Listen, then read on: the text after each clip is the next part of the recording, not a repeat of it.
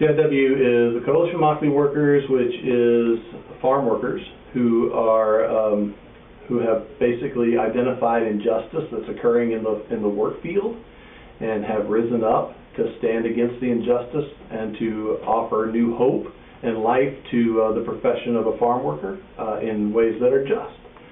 And so that's the way I kind of understand the Coalition of Immokalee Workers. Oh gosh, we launched Cornerstone United Methodist Church in 1996, and when I came right out of seminary and we launched the church, I had been prayerfully discerning who might be considered by our community to be the least. Not that anybody that I was thinking about is the least, but who might in our society be considered the least. And so a couple of years after we launched the church, I actually met several of the CIW workers, as well as folks who are involved with interfaith action, and found a great connection, because I do believe that some of the people that are abused and actually mistaken and are voiceless are farm workers. And so I entered into that relationship, and I invited them to be a part of our community here at Cornerstone, and it has grown over the years.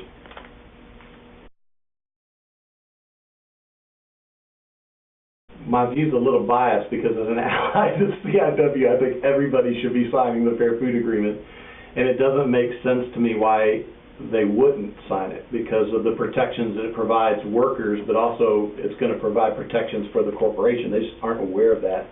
I think that Wendy's might be caught up in their own pride right at the moment. I mean, they're trying to do everything but actually sit down and have a conversation with the Coalition of Immokalee Workers. And so I pray that they might come around and sit down at the table and might sign the Fair Food Agreement and move forward with this process.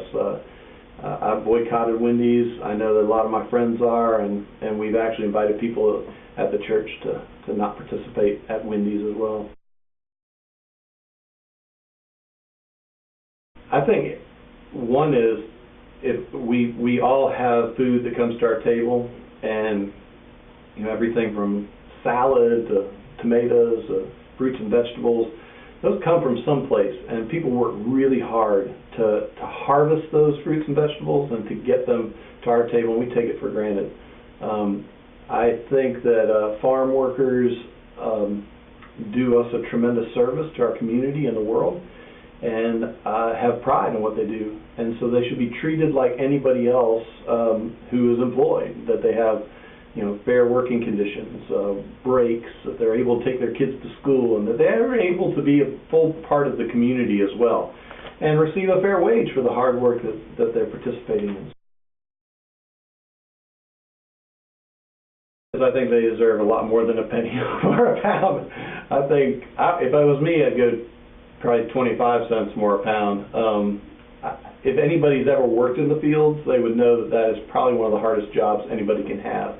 Under the sun, bending over all day, lifting heavy weights, it's really, really hard work. So I think a penny more a pound for a bucket of tomatoes is just a start, and it's a very humble ask, I think, for farm workers. And the companies that have supported the Fair Food Agreement have found that they're benefiting from that too. Workers that receive a decent wage, and while you might call a penny more a pound a decent wage, it's still not, I think, a really good living wage.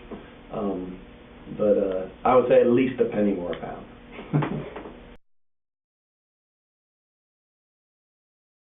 Because it affects the entire world. I mean, there's a greater economy, and when you look at how we grow produce, how we harvest produce, how we participate in sustainable farming, and the people that actually work the fields are the very people who are keeping us alive and keeping us healthy, and know how the earth is and what the situation the earth is in, and it affects other things. So if we're able to successfully support farm workers and areas of justice and farm workers and their living conditions and their wages, it carries over to other industries which tend to abuse and exploit other people, and gives them a model for kind of stepping into a new hope for them. And when folks who are involved in really difficult, hard labor jobs are compensated for it, it becomes a blessing to the greater economy too. It even becomes a blessing to the corporations. They just have to get past their greed and their pride as well.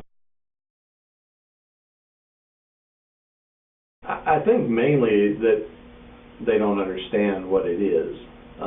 Either that, or they're a participant in some means or some corporation that maybe is taking an adamant stance against farm labor.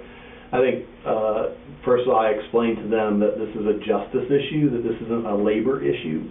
And that's part of the confusion, is people think of it as, this is like a union or a labor union. And while there are similarities, it's really rooted in basic human rights. So that's where it equates to being a justice issue. I also tell them that, it's no different than what we would want for any of our kids if they go work in any profession, that we would expect them to have water breaks, that they wouldn't be sexually harassed in the fields, that they might receive a decent wage for their labor. What we typically do in our world is that we exploit people, and the people who are exploited are people who are voiceless.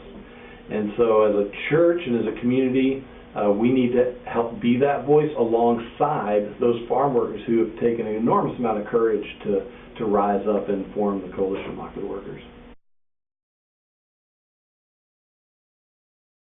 Fair food means that nobody's being exploited in the process of getting the food from the ground to the shipping to the stores and to the tables. And that means everybody, and I include God's creation in that too.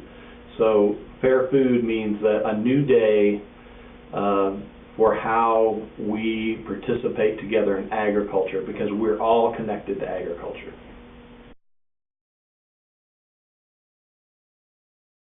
Because I believe that Jesus proclaims a social gospel, and that at the heart, in my faith tradition as a Christian, is that the meaning of life is relationship, and that not only includes God, my relationship with God, but my relationship with others, and hear their story and desire freedom and liberation for them, and an equity across the land, and then also good care of God's creation and the things that we actually put in our mouth and eat, that they be a good thing for society.